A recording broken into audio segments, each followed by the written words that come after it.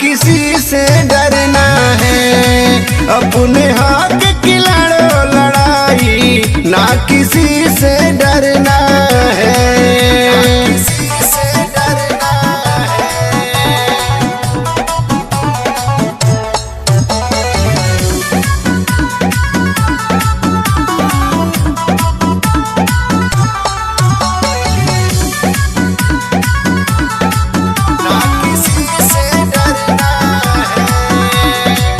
सबक सिखाएंगे हम इस सरकार को, जड़ से उखाड़ फेंको होता भ्रष्टाचार को, होता भ्रष्टाचार को।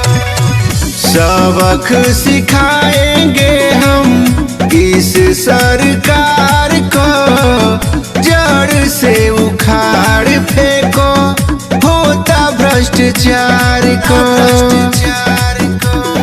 अपने हक अधिकार के लिए चाहे भी मरना हो, अपने हक अधिकार के लिए चाहे भी मरना हो।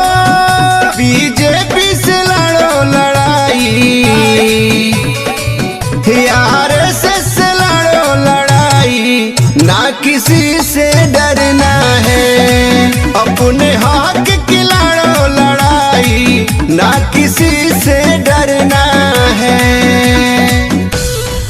ना किसी से डरना है।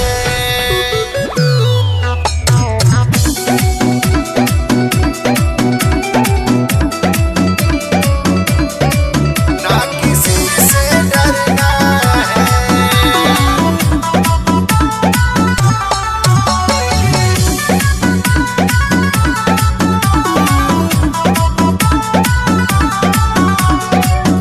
भारत के हर कोने में चक्का जाम करनी है।